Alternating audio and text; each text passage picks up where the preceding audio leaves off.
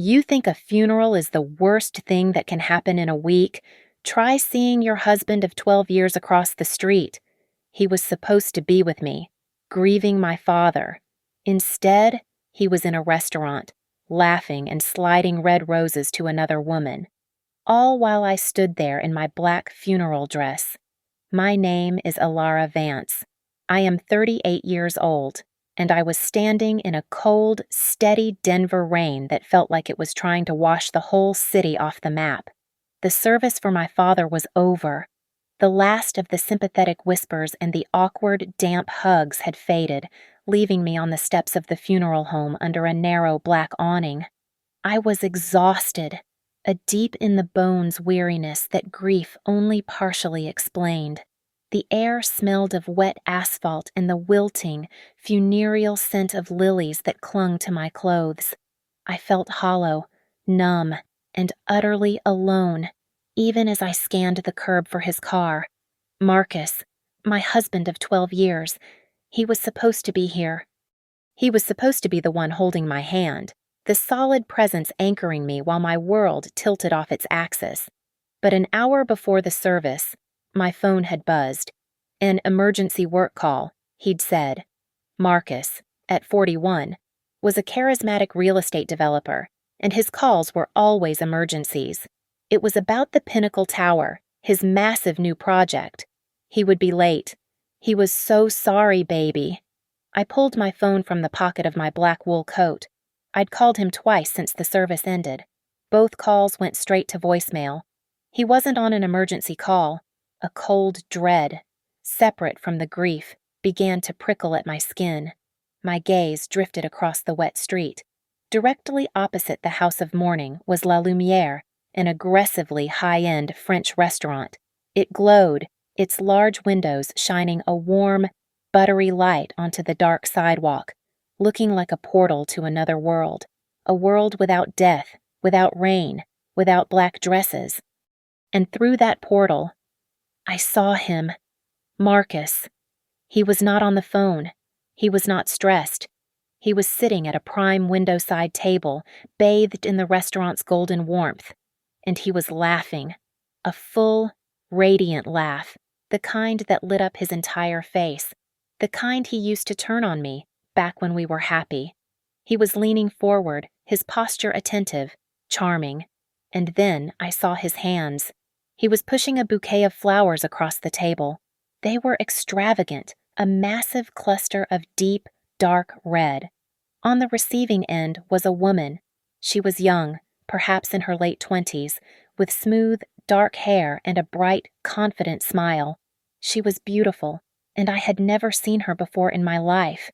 I stood frozen, the rain dripping from the awning onto my shoulders, but I didn't feel it. I couldn't look away. It was the flowers that held my gaze. I recognized them. They were black magic roses, a specific, expensive, and difficult-to-find hybrid. They were the exact roses I had requested for my father's casket spray. They had been my father's favorite. He'd spent years perfecting them in his garden. I had asked Marcus to handle the floral arrangements, a small task I couldn't face. He had come home 2 nights ago, cupping my face in his hands, his expression one of perfect, practiced sympathy. The florist was sold out, he'd said, completely unavailable in all of Denver. "They're just flowers. Ilara," he'd murmured. "Your father knew you loved him." Sold out. The glass of the restaurant window seemed to shatter in my vision, though it remained perfectly intact. The world fractured. The suffocating weight of my father's death collided with the white-hot, blinding impact of this betrayal. The two griefs twisted together, becoming one unbearable, paralyzing thing. It wasn't sadness. It was something colder, heavier. It was a vacuum. I did not cry. I did not scream. I did not cross the street and throw a brick through that glowing window. I just stood, watching. I watched him say something that made her laugh again. I watched him reach for his wine glass. I committed the entire tableau to memory, analyzing it. The heavy door of the funeral home opened behind me. My sister, Chloe, stepped out, pulling her own black coat tight. At 40, Chloe is a lawyer, pragmatic and sharp, and she has no patience for nonsense. Ilara, what are you doing? The car is waiting. Her voice was rough from crying earlier. She stopped beside me, about to open her umbrella, and then she saw my face. She saw where I was looking. Her gaze snapped across the street. She is smart. It took her only a second to process the scene. The warm restaurant, the laughing man who should have been at a funeral, the beautiful woman, the roses. Chloe's face hardened. She didn't gasp. She didn't touch me. She just watched for a beat, her legal mind assessing the evidence. Then, in a low, furious voice, she said one word. The bastard! That single word broke the paralysis. I turned, my movements stiff, robotic. I looked past her, toward the black car waiting at the curb. The grief for my father was still a massive, raw wound, but the woman who was just betrayed, the wife, she evaporated. In her place, something else clicked into focus, like the lens of a camera. My mind, so recently fogged by sorrow, became sharp. It was the mind of Ilara Vance, senior risk analyst at Apex Mutual Assurance, the part of me that identifies threats, calculates exposure, and models systemic collapse. I got into the car, the cold, damp wool of my dress soaking into the leather seat. The numbness was gone. In its place was a chilling, absolute clarity.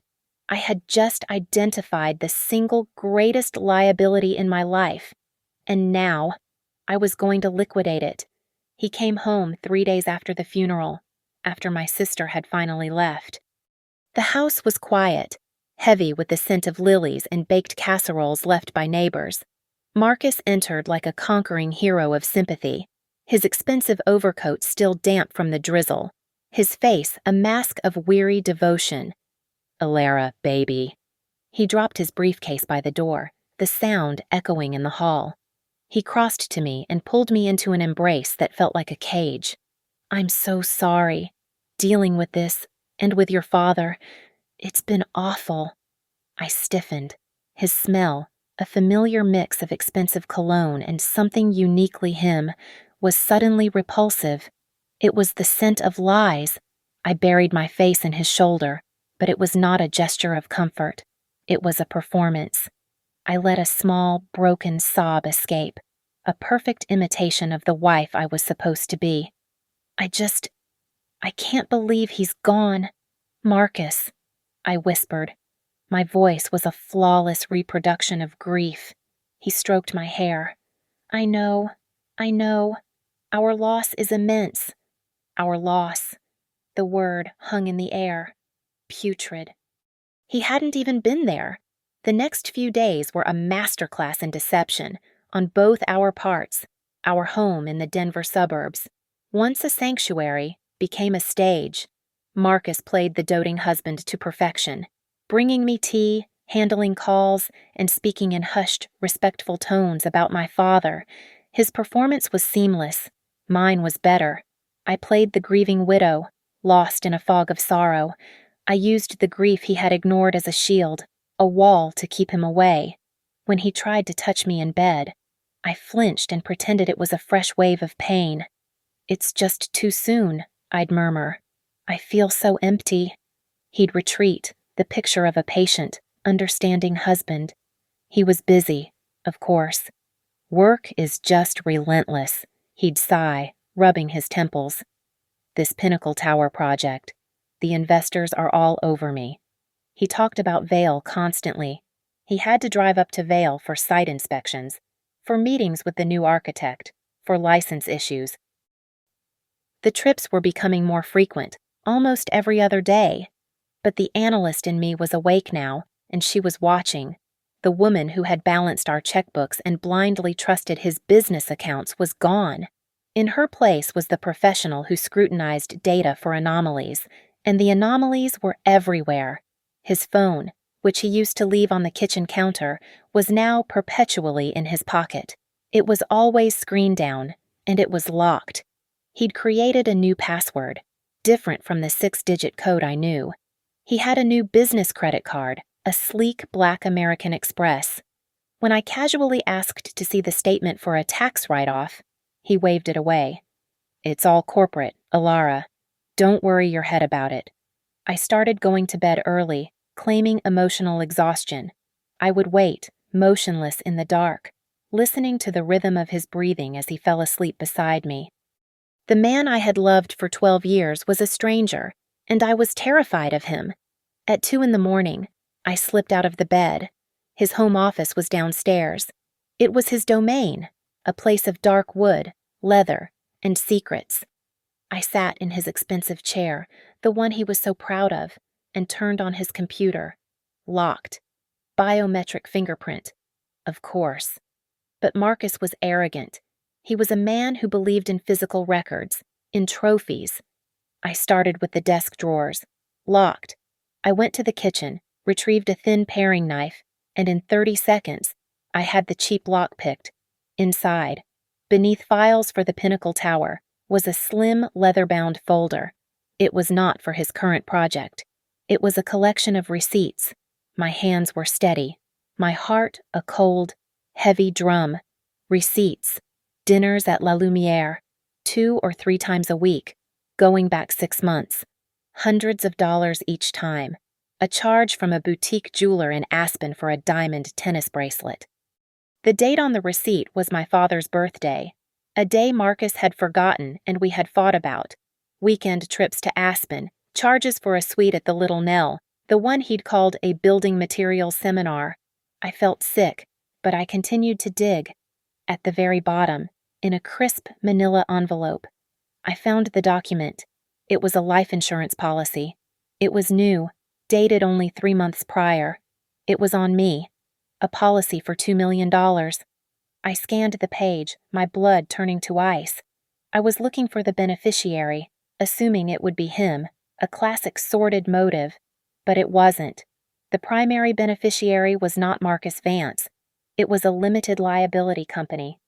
Pinnacle Holdings, LLC, a name I had never heard of, a company I had no stake in.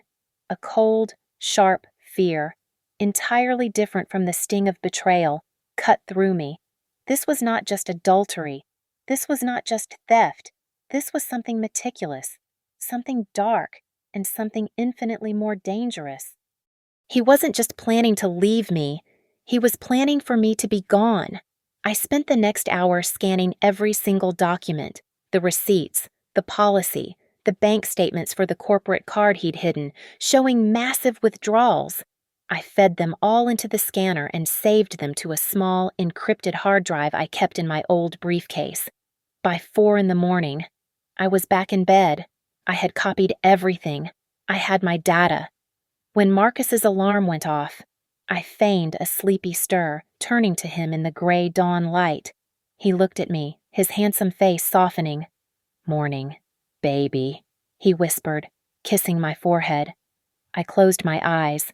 The cold metal of the hard drive, now hidden in my purse, feeling like the only real thing in the world.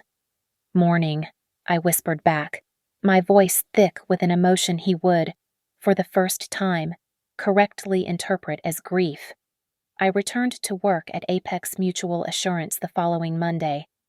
The sympathetic glances were almost unbearable, the whispers in the break room about my tragic loss. I nodded, accepted the lukewarm casseroles left in the office fridge, and told my boss, David, that I needed the distraction. "Take all the time you need." "Alara," he said, his eyes full of pity. "I just need to feel normal." I lied. "I'd like to dive into something, keep my mind busy." My mind was busy, but not with Apex's multi-billion-dollar risk portfolios. I sat at my terminal, the familiar blue glow of the 3 monitors a comfort. My job is to see the patterns in chaos, to predict the hurricane, the market crash, the systemic failure. I was now applying that skill to the systemic failure of my own life. I sent David an internal message. "I'm running a deep simulation on a potential high-value client. It's complex. I'll need to firewall my resources for a few days. High discretion." He agreed immediately. Glad to have you back, Ilara. I opened Kronos. It's Apex's proprietary risk modeling software, a program that costs millions a year to maintain, designed to sift through global financial data and find connections no human could. It is not meant for personal use. I typed in Marcus Vance, and then I typed in Pinnacle Holdings, LLC. The system began to work. What I had found in his desk was the tip of the iceberg. What Kronos found was the entire submerged glacier. Pinnacle Holdings was a Delaware-based shell formed just 4 months ago. The insurance policy was the first layer. The next layer was our finances. I pulled up the statements for our joint investment account, the one Marcus managed, so I wouldn't have to worry about it. The account was being drained, not in small, subtle withdrawals. These were massive, audacious transfers. $50,000 on August 10th, $75,000 on September 2nd, another $100,000 just last week, the day before my father's funeral. In total, over $300,000, siphoned from our joint assets money my father had gifted me and injected directly into the operational account of Pinnacle Holdings, LLC. I exported the data streams, the wire transfer receipts, the LLC incorporation documents. The encrypted hard drive was filling up. That evening, I drove to Chloe's downtown condo. I didn't call first.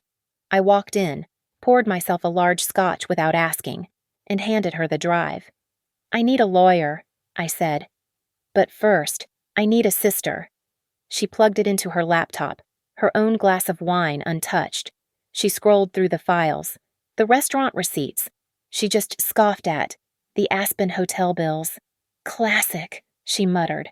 Then she opened the bank transfers. Her face went rigid. He didn't have your signature for these. This is felony theft. Alara, this is disbarment-level fraud. Keep going, I said. She clicked on the last file, the $2 million life insurance policy. She read the document, and then she read it again. Her head snapped up, her eyes wide with a new kind of fear. Ilara, she whispered, her lawyer's poise gone. The beneficiary is the LLC. This isn't just him being an unfaithful bastard. This is the kind of thing people kill for. I know, I said, my voice perfectly steady. That's why he bought it. Chloe was the lawyer. I was the analyst. My work wasn't done. I went back to the office the next day. I had the what. I needed the who. The woman at the restaurant. I started with the restaurant reservations. Useless. Marcus was too smart for that. But the credit card, the business card, told a different story. The jewelry from Aspen. The room service charges. I dug into the transaction data, looking for secondary beneficiaries, associated names. And I found her, Serafina Hayes, 29 years old. I ran her name through Kronos. I expected to find a secretary, a model, a nobody. I was wrong. Serafina Hayes was not a mistress in the traditional sense. She wasn't hidden. She was, according to the official project documentation for the Pinnacle Tower, an investment partner. My heart, which I thought had turned to stone, hammered against my ribs. This wasn't a cheap affair. This was a conspiracy. Marcus wasn't just cheating on me with her. He was building an empire with her. He was using my inheritance to fund the base of the project, and he was likely using her family's money for the rest. He was playing us against each other, two separate, firewalled revenue streams. And then there was the insurance policy, my $2 million exit package. I realized with chilling certainty that Marcus was not just deceiving me. He was using me, and he was almost certainly using Serafina too, in some larger financial game. I found her personal information in under 60 seconds, a cell phone number, a primary address. It was in Vale. I looked at the number. The wife in me wanted to call and scream. The widow in me wanted to weep. But the analyst did something else. The analyst opened a new file, titled Asset Reconnaissance. I wasn't going to confront Serafina Hayes. I was going to collect her. I needed to know if she was a co-conspirator or just another victim in his elaborate, dangerous portfolio. That Friday, Marcus packed an overnight bag. He kissed my forehead, a dry, paternal gesture. I have to go to Vail for the whole weekend. Baby, he said, his voice laced with the manufactured stress I now recognized as his baseline. These permit issues are just brutal. You going to be okay here alone? I'll be fine, I said, keeping my eyes downcast, the perfect picture of a grieving wife. I have a lot of Dad's things to sort through. That's my girl, he said, patting my shoulder. He felt large and suffocating in our own home. Don't wait up. I watched from the living room window as his black BMW pulled out of the driveway. The second it turned the corner, I was on my phone. I dialed Chloe. He's gone, I said. He's on his way to Vail. I'll be there in 10, Chloe replied. She didn't need to ask. The drive up I-70 was a strange, suspended reality. The October sky was a brilliant, painful blue, and the mountains rose around us, their peaks already dusted with the first white of the season. The aspens were a fiery yellow, clinging to the last of their leaves. It was beautiful, a postcard of Colorado, and it all felt like a mockery. Chloe drove her gray Audi, her knuckles white on the steering wheel. She was silent, which was her most supportive state. She was not a hand-holder. She was a problem solver, a fellow analyst of a different kind. The address is in my phone, I said as we passed the exit for Copper Mountain. It's not a resort. Property records, Chloe stated. Property records, I confirmed.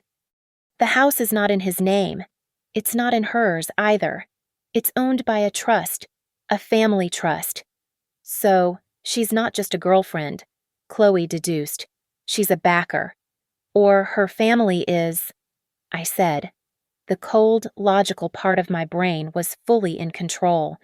The wife, the widow, was locked in a box, miles away.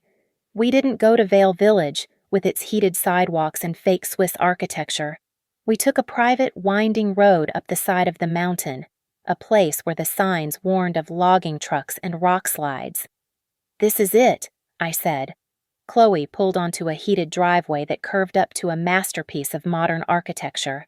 The house was all glass, dark steel, and pale, warm stone, cantilevered over the slope. It looked like it was worth north of $20 million. It was a house that Marcus had shown me in magazines, the kind of legacy he dreamed of, the kind of house he could never ever afford on his own. For a moment, I just stared. This was the true Pinnacle Tower. Ready? Chloe asked, putting the car in park. I am, I said. We walked up the stone steps. There was no bell, just a simple silver panel. I pressed it. I could hear faint music inside, something classical. My heart was a steady, cold drum. I was not here to cry or scream. I was a risk analyst, and I was here to assess an asset. The door opened. She was even more beautiful in person. Serafina Hayes. She was wearing expensive, cream-colored cashmere loungewear, her dark hair pulled back in a sleek ponytail. She looked healthy, rested, and impossibly confident. She was holding a coffee mug. She looked at me, then at Chloe, her brow furrowing in polite confusion. Can I help you? I stepped forward, just enough to block Chloe from her view. I made my voice flat, professional.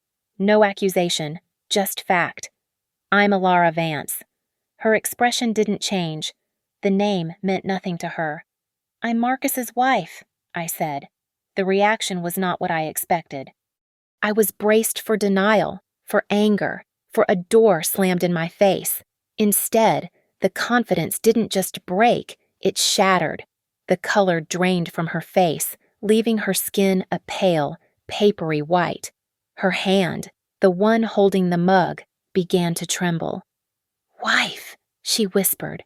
The word was small, fragile. No, that's not possible. She looked past me, to Chloe, as if for an explanation. "He told me," she said, her voice cracking. "He told me his wife died." She swallowed, her eyes wide with a dawning, sickening horror. "He told me she died 2 years ago, in a car accident." The silence on the stone porch was absolute, broken only by the sound of the wind moving through the pine trees. Marcus hadn't just cheated. He hadn't just stolen. He had erased me. He had made himself a widower, a tragic, romantic figure to lure this woman and her family's money. I looked at Chloe. Chloe looked at me. The sheer, sociopathic audacity of the lie was breathtaking. Seraphina's eyes focused back on me, really seeing me for the first time. She wasn't seeing a rival. She was seeing a ghost. She stepped back, pulling the door open wide. Her face was no longer pale. It was flushed with a cold, hard anger that I recognized. It was the same anger I felt. "You need to come inside," Seraphina said, her voice suddenly firm. "I think we both need to talk." The living room was a cavern of glass, overlooking 1,000 miles of mountains. It was breathtaking, and it felt like a cage. Seraphina's hands were shaking so hard she had to set her coffee mug down on the massive marble table. Chloe stood by the window, her arms crossed, her expression unreadable.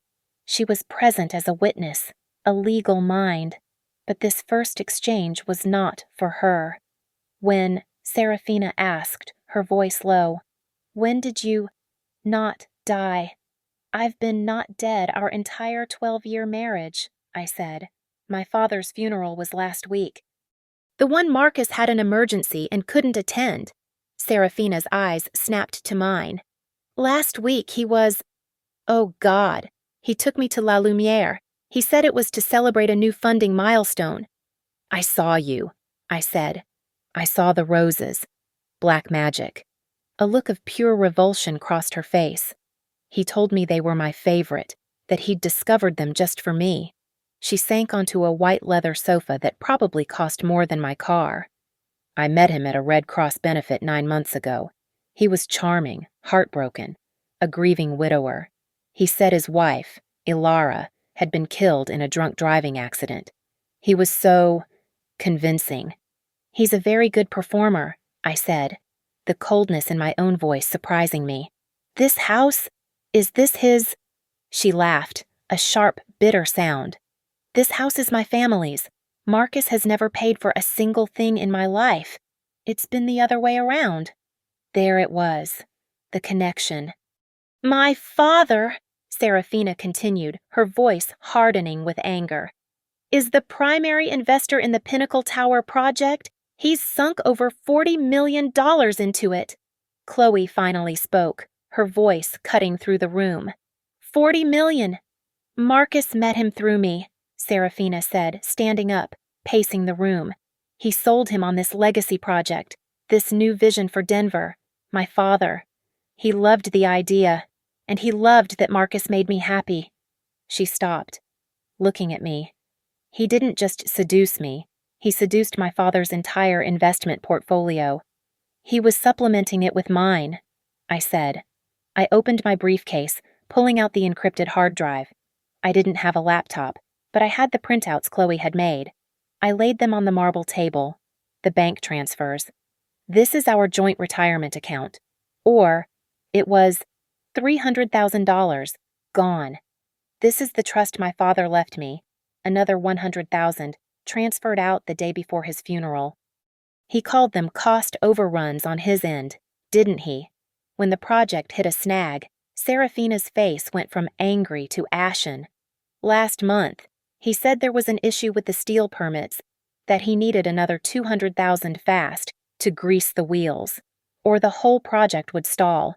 My father was furious, but he wired it. He was robbing both of us," Chloe said, stepping forward. "He's using your family's money for the bulk of the project, and he's using Alara's money to plug the holes he creates when he steals from you." She pointed at the printouts. "What he's done to Alara is wire fraud. What he's done to your father is on a completely different level." "It's worse than that," Seraphina said, her voice dropping to a whisper. She went to a sleek, built-in desk and pulled out a thick legal document. He told me that because I was an investment partner, I was legally exposed. He had me sign these papers 2 weeks ago. He said it was to protect me from liability, to put all the financial control and oversight in his name. So my name was clear. Chloe took the document, her eyes scanning the first page.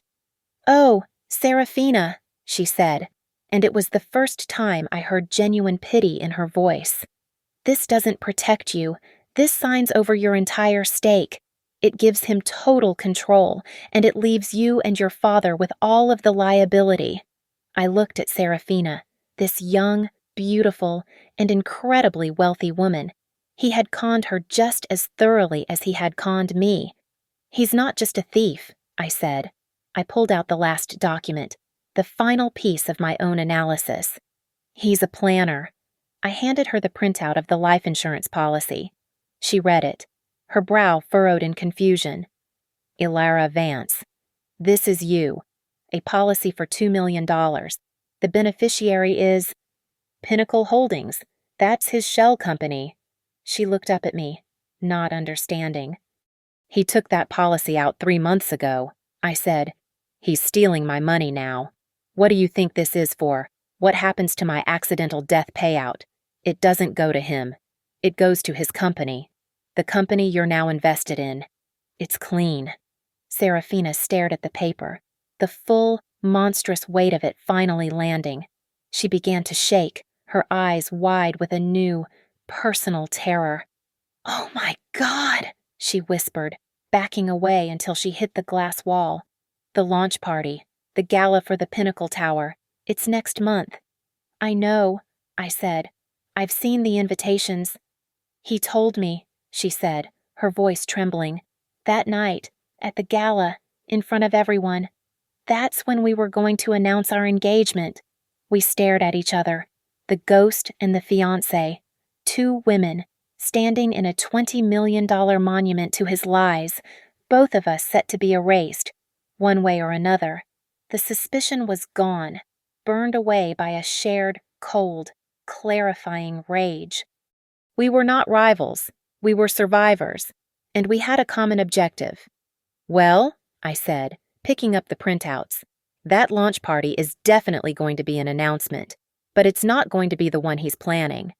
The drive back from Vale was silent, but it was no longer a silence of shock. It was the silence of a war room.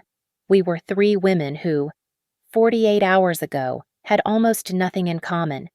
Now, we were bound by a single, complex objective. We had 3 weeks until the Pinnacle Tower Gala. We set up a command center, not in a house, but in a secure, anonymous corporate meeting room that Chloe rented under a shell company's name. The irony was not lost on me. The gala was not just a party. It was the entire foundation of Marcus's future. It was his coronation. The guest list, which Serafina acquired easily, was a who's who of Denver the mayor, 2 state senators, the heads of 3 major banks, and every media outlet in the state. Marcus wasn't just launching a building, he was launching himself. "This is his center of gravity," I said, pointing to the event logo on a printout. "We don't just wound him. We don't just expose him. We have to pull the entire support structure out from under him, all at once." My grief for my father had not disappeared. It had simply crystallized. It had become a hard, cold, diamond-sharp point of focus. The part of me that wept was gone. The analyst was in complete control. I became the architect of his ruin. I mapped out his weaknesses on a whiteboard, treating him like any other failing asset. One financial vulnerability, now split between 2 defrauded parties. 2, emotional vulnerability. His pathological need for public adoration. 3, his fiancée. 4, his wife. Chloe was our legal spearhead. She worked for 20 hours a day, drafting the divorce filings, motions to freeze every joint asset, and a separate civil complaint on behalf of Serafina's father for massive, multi-million-dollar fraud. She was building the legal cage. Serafina was our inside agent. As the daughter of the primary investor, She had absolute access. She was still, in Marcus's eyes, his loving, naive fiancée. She was in charge of liaising with the event planners. She got us the blueprints for the gala space, the schedule, the vendor lists. Most importantly, she got us the name of the AV company. But we had a data problem. We had the receipts, the bank transfers, and the insurance policy. That was enough for a divorce, maybe even a criminal charge.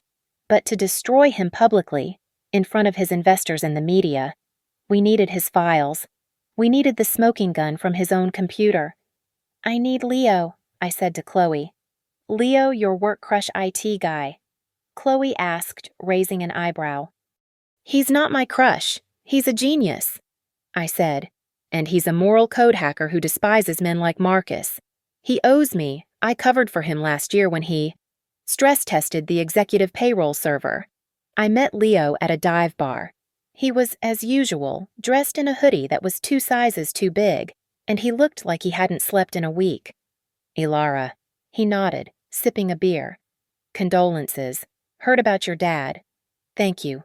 Leo, I need a favor." I didn't give him the whole story. I didn't need to.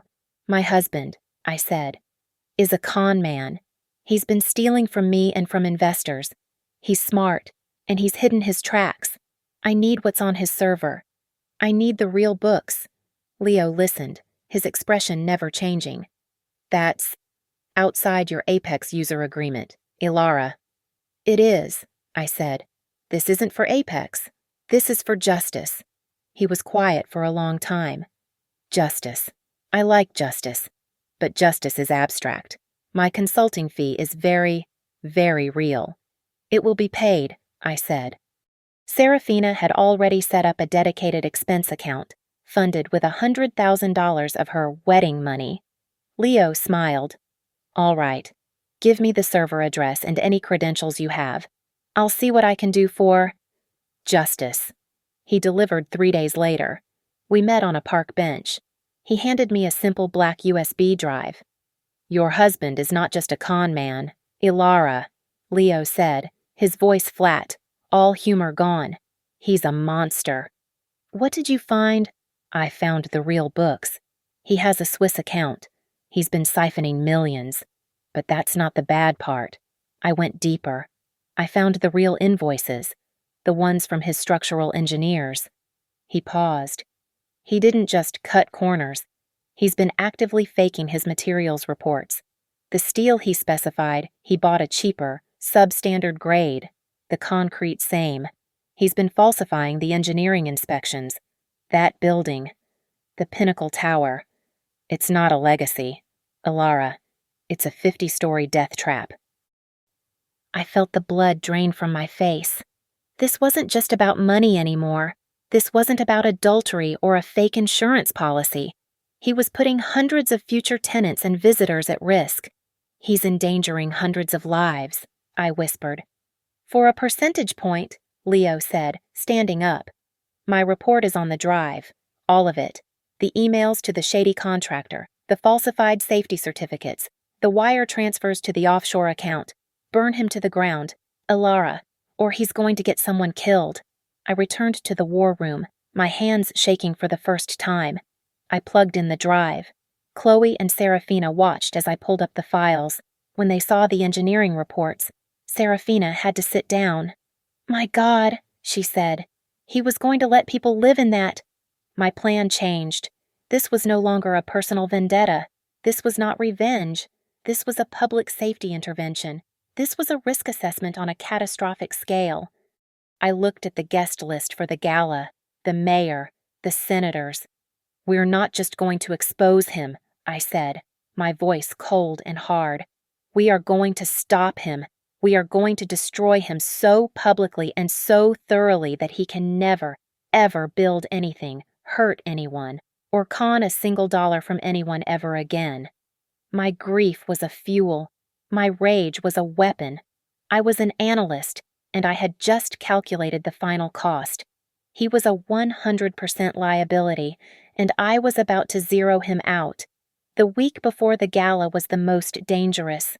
The pieces of the plan were in motion, and all we could do was hold our breath and not make a mistake. At home, the air was thick with his arrogance. Marcus was at the peak of his life. He was days away from his greatest triumph, and he treated me with a new, insufferable kindness. It was the condescending pity one reserves for a sick pet, a thing you feel vaguely sorry for but are ultimately planning to leave behind. "You should get yourself something nice for the gala, Ilara," he said one evening, barely looking up from his laptop. "I want you to look good. Be proud." He was, in his own mind, the generous king bestowing favor. "I will," I said, my voice quiet. "It's good to see you getting some color back," he'd add, patting my arm. "Your father. He would have wanted you to move on." The urge to drive a steak knife into his hand was so strong I had to physically grip the counter. But the analyst kept me still. Leo had already delivered the payload. The USB drive contained Marcus's entire shadow life, the 2 sets of books, the faked safety reports, the emails, the offshore account details. Serafina handled the next phase. She called the AV company for the gala, using her investor's daughter authority. "My father is very particular about sound," she said, her voice a perfect blend of bored and wealthy. "I'm bringing in my own audio specialist, a Mr. Leo Stanton, to consult. Just add him to the crew list." Leo was in. 2 days before the event, he went to the venue for a tech rehearsal. While he was there, he plugged his laptop into the main presentation server. It took him less than 5 minutes. Marcus's slick, self-aggrandizing keynote, titled Vision and Legacy, was moved to a hidden folder. In its place, Leo uploaded our presentation. It was a simple, clean, corporate PowerPoint deck. It was modeled on the exact templates we used at Apex Mutual. The title slide was simple, a comprehensive risk assessment of Marcus Vance. While Leo was planting the digital bomb, Chloe was setting the legal one. She walked into the Colorado Attorney General's office with a locked, waterproof briefcase containing a duplicate of Leo's drive and a summary memo that detailed the fraud, the theft, and, most urgently, the public danger of the Pinnacle Tower. She presented it as a whistleblower's report, timed to explode. She secured their promise to review the materials immediately, and she made it clear that the architect of the fraud would be presenting at a public gala in 48 hours in the very building he had compromised. The trap was set. The only close call came that night. Chloe was at my house, in my home office, and we were doing a final review of the slide order on her laptop. "The bank transfers have to come before the insurance policy," I was saying. "It shows the escalation." "Agreed," Chloe said. "We establish motive, then we establish endgame." We never heard the garage door. We only heard his footsteps in the hall. "Ilara, you in here?" My blood froze. Chloe slammed the laptop shut. Marcus appeared in the doorway, his coat still on. He was home 3 hours early. His eyes narrowed, taking in the scene, me, my sister, the closed laptop, the sudden silence. "What's this, a secret meeting?" he asked, a cold edge to his voice. He knew.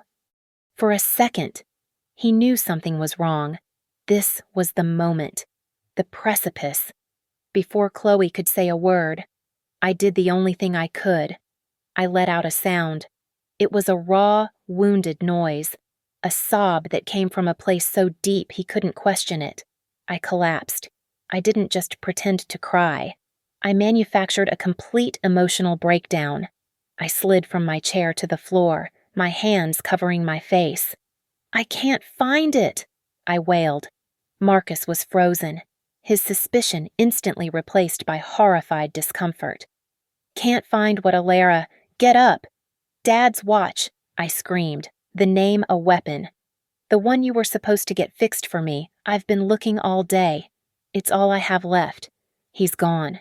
He's gone. And you don't even care. You weren't even there. It was a perfect strike. It was true, and it was a lie, and it hit him right in his weak, guilty conscience." He recoiled. Marcus could handle a business competitor. He could not handle raw, messy, Authentic grief, especially grief he had caused. Jesus, Elara, he stammered. It's just a watch. I'll look for it. Calm down. Get out, Chloe yelled, jumping into her role. Can't you see she's grieving? Just go, I'll handle this. Marcus, desperate to escape the emotional shrapnel, backed out of the room. Fine, he snapped, his authority returning. I'm going to the office. I have work to do. He left, and we heard the front door slam. Chloe helped me up. My face was wet with real tears, but my eyes were cold. Good performance, she said, handing me a tissue. We move the rest of this to your office, I said, my voice steady. The house isn't safe. The final piece was Serafina. She met her father, an old money investor who looked like he was carved from granite. She laid out the files, the wire fraud, the fake widower, the falsified engineering reports. He was silent for a long time. His fury was not emotional, like hers. It was the cold, calculating anger of a man who had been made a fool of. He wouldn't get his $40 million back, but there was another way. A public scandal of this magnitude, he said, his voice flat, with documented structural failure. The insurance will pay out, the project will be a total loss, and we will be made whole. Do what you have to do. The night of the gala, I stood in my bedroom. I did not reach for the black dress from my father's funeral. I reached for a sheath of blood-red silk. It was sleeveless, sharp, and unforgiving. I put on diamond earrings, the ones my father had given me, not the ones Marcus had. I put on my makeup with an analyst's precision. When I was done, I looked in the full-length mirror, the woman who had stood weeping in the rain, the hollowed-out wife, the grieving daughter. She was gone. The woman staring back was not a victim. She had analyzed the risk. She had assessed the variables, and she was on her way to execute the solution. The grand lobby of the Pinnacle Tower was a sea of glittering surfaces. It was Marcus's vision brought to life 3-story-high glass walls, a massive abstract bronze sculpture, and waiters carrying trays of champagne that reflected the hundreds of recessed lights. It was a cathedral of his own ego, and it was full. Hundreds of guests, bankers in their bespoke suits, politicians with their camera-ready smiles, society women in glittering gowns, and a dozen reporters mingled, their voices a dull roar of elite celebration. Marcus was in the dead center of it all, a king holding court. His tuxedo was custom, his smile was 1,000,000 watts, and his hand was firmly clamped on mine. You see, Elara, he murmured, leaning in, his breath hot with champagne. We did it. I did it. He didn't notice I was wearing red. He only saw that I was on his arm. Senator, he boomed, grabbing the arm of a passing politician. I want you to meet my rock, my beloved wife, Elara. The senator took my hand, his eyes crinkling. A pleasure, Elara. Your husband is quite the man of the hour. I'm so proud of him, I said, my voice smooth as the silk on my skin. I smiled, a perfect, supportive, wifely smile. I had practiced it. It was a mask, and it was flawless. As Marcus turned to laugh with a banker, my eyes scanned the room. My team was in place. Across the lobby, standing near the grand staircase, was Serafina. She was devastatingly beautiful in a silver gown, her arm linked with her father's. She looked calm, poised, every inch the heiress. Our eyes met for a fraction of a second over the tops of 100 champagne flutes. She gave a single, short, almost imperceptible nod. I nodded back. The alliance held. My gaze traveled to the back of the room, near the main exits. Chloe stood there, not in a gown, but in a dark, severe pantsuit. She looked like what she was, a lawyer ready for litigation. Beside her stood 2 tall, broad-shouldered men in plain, dark suits. They were not guests. They were the private investigators she had hired, off-duty cops who were here for event security. They were a firewall. Finally. I looked up. High above the crowd, in a glass-walled booth, was the AV station. I could just make out a figure in the dark, a shadow wearing a black baseball cap and a headset. As I watched, a small green laser point, the kind used in presentations, flicked on for a single second, aimed at a nondescript patch of wall near my head. It was Leo. He was in control of the server. He was ready. A small bead of sweat had formed on Marcus's upper lip. He was vibrating with energy, a mix of triumph and adrenaline. He kept adjusting his cuffs. "Ilara," he whispered, turning to me, his public smile momentarily dropping. "I feel this is it. This is the biggest night of my life. You're sure I look okay? The speech is good, right? Is it?" I asked, feigning concern. "Yes, yes. Vision and legacy." "It's brilliant." He fussed with his tie. "I just need this to be perfect." I reached up and straightened the tie he had just crooked. I let my hand rest on his chest for a moment. I could feel his heart hammering, fast and strong, like an engine about to explode. I looked him directly in the eyes. "Marcus," I said, and for the first time in weeks, I gave him a completely genuine smile. "You look unforgettable." A change in the lighting signaled the start of the official program. A woman's voice requested that everyone turn their attention to the stage. The mayor of Denver, a close personal friend of Marcus's, walked to the podium. "Good evening, Denver." His voice boomed. "I'm here tonight to celebrate a man who is not just a builder, but a visionary. In a time when so many are cynical, Marcus Vance is a man of integrity, a man who believes in the future of this great city." Marcus stood beside me, puffing his chest out, drinking in the praise.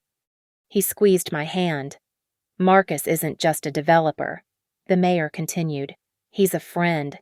He's a man whose word is his bond. This pinnacle tower isn't just steel and glass. It's a promise of quality, of legacy, and of a new standard for Denver." The applause was thunderous. This was the twist. This was the buildup I couldn't have planned. The mayor, in his fawning praise, was tightening the noose for us. He was validating every lie, making the eventual fall that much more spectacular. "And now," the mayor concluded, "it is my great honor to introduce the man himself, the architect of our future, my friend, Marcus Vance." The crowd erupted. Spotlights swiveled and found Marcus. He turned to me, his eyes shining with pure, uncut egotism. He kissed me, a dry, public peck on the cheek. "Watch this," he whispered. He buttoned his tuxedo jacket and strode toward the stage, walking through a storm of applause. He shook the mayor's hand, took his place at the gleaming acrylic podium, and stared out at the room of people who adored him. He was on top of the world. He was untouchable. He smiled his $1,000,000 smile, ready to talk about his legacy. "Thank you," Marcus began, his $1,000,000 smile bathing the room in its false warmth. He spread his arms wide, encompassing the entire lobby. "Thank you, Mr. Mayor. Tonight, I don't want to just talk about a building. I want to talk about legacy."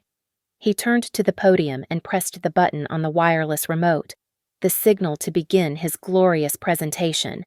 The massive 30-foot-wide screen behind him lit up, but it was not his logo. It was not a picture of the Pinnacle Tower against a blue sky. It was a photograph, a high-resolution, crystal-clear, candid shot of him and Serafina at La Lumiere. He was leaning in, his face alight with the same charming laugh I had seen. She was smiling, her hand just about to touch his. And between them, in sharp, vivid focus, was the enormous bouquet of dark, red-black magic roses. Marcus froze. He stared at the image, his smile locked in place, an expression of profound, uncomprehending horror.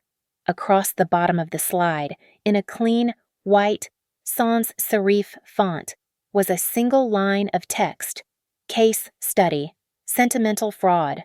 A ripple of confusion went through the room, a few nervous laughs. People thought it was a joke, a mistake.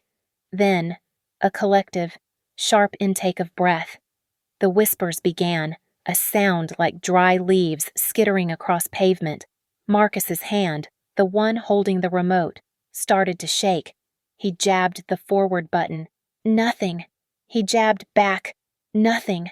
He aimed it at the AV booth high above, clicking it frantically, like a weapon that had misfired. From the booth, Leo had locked him out. The presentation was on an automated timer. As Marcus turned to the podium to stammer into the mic, the slide changed. The next image was a series of screenshots. Bank statements. My bank statements. Our joint retirement account. My father's trust. Each one had massive, bright red arrows pointing to the outflows.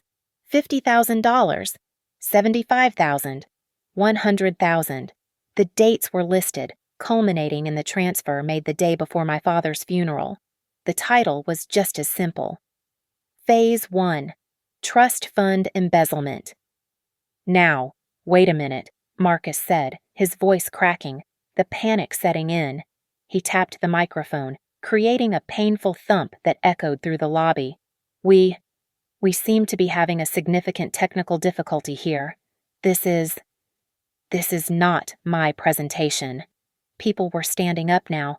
The reporters, smelling blood, were already holding up their phones, their faces lit by the glow of the screen. The slide changed again. A beautiful, professional headshot of Serafina appeared, the one from her family's foundation website. She looked like a young, brilliant philanthropist. The title, Phase 2, Investment Fraud. The Fake Widower Con. A collective gasp. The room was no longer confused. It was horrified. Serafina's father, standing in the front, just stared at the screen, his face a mask of cold, public fury. His part played to perfection. "Turn it off!" Marcus shouted, his voice a full-on screech. He was no longer the king. He was a cornered animal. "Somebody in the booth, turn it off. This is sabotage, it's lies." He was sweating, his face pale and glistening under the spotlights. He was alone on his stage, being vivisectioned in real time. And then, the twist. A new voice cut through the chaos, amplified by the same speakers, but this one was not panicked. It was cold, clear, and absolutely steady. Leo had just activated my microphone. "There is no technical difficulty, Marcus." The entire room went silent. The music stopped. The whispers died. Every head, including Marcus's, turned. I stepped out from the wings. The red of my dress was a slash of color in the stage-lit darkness. I was holding a live microphone. I walked calmly, my heels clicking on the stage, until I was standing 10 feet away from him. He looked at me as if I were an alien, as if he had never seen me before. The blood had drained from his face.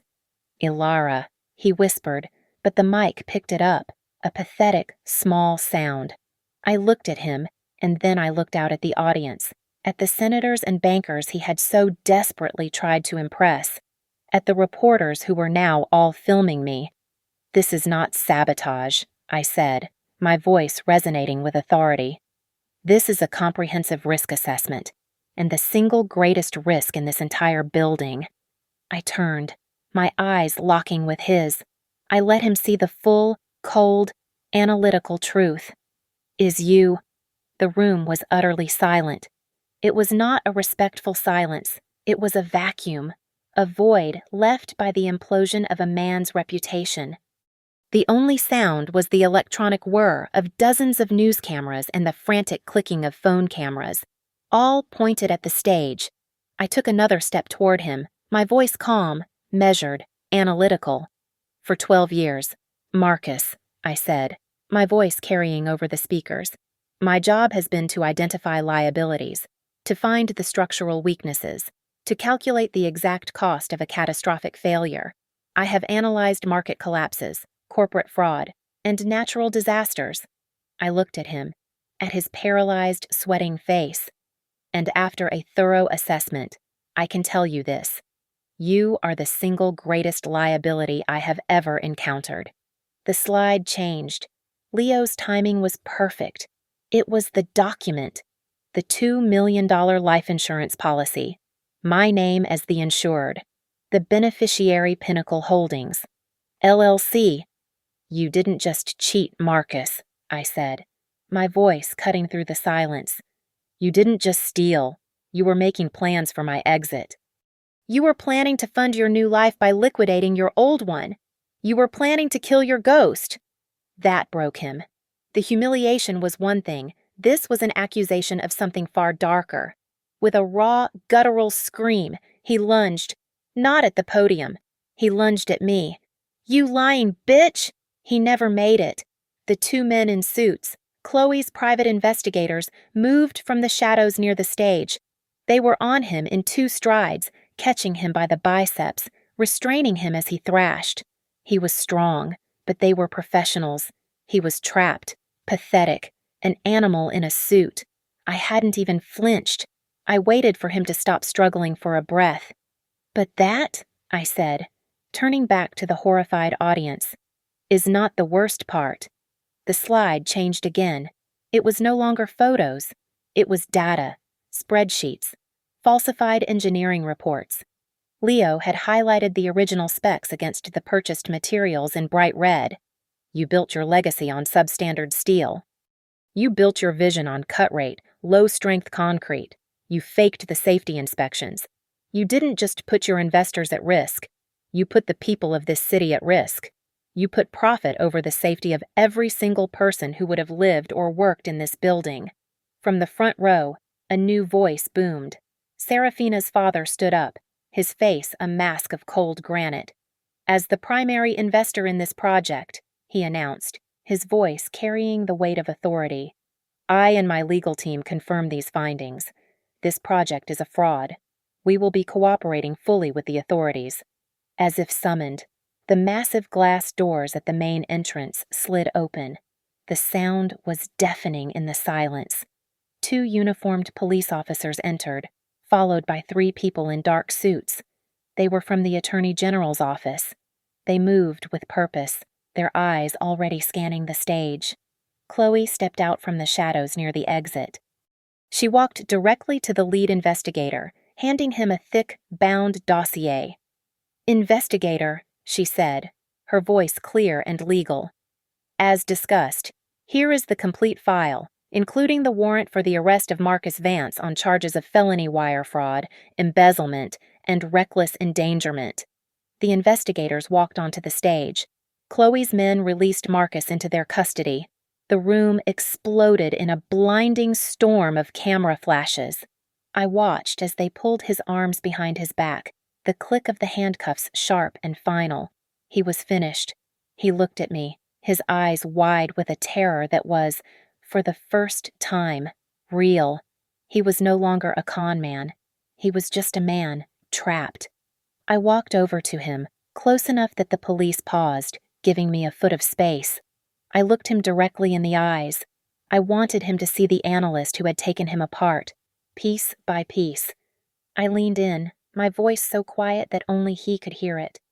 "Consider this your divorce notice." I turned from him and walked to the gleaming acrylic podium. I pulled the wedding ring from my finger. It was cold. I placed it on the podium's surface. It made a small, definitive sound. Then, head high, I walked off the stage, my red dress a streak of fire. I walked through the parted, silent crowd and did not look back, leaving him in the ruins of his legacy, cuffed, and finally, unforgettably, exposed. Thank you for listening to my story. I'm really curious. Where are you guys listening from? Let me know in the comments so we can connect and share our thoughts. Be sure to subscribe to Lily Revenge Stories, like this video, and show your support by hitting that hype button so this story can be heard by more people.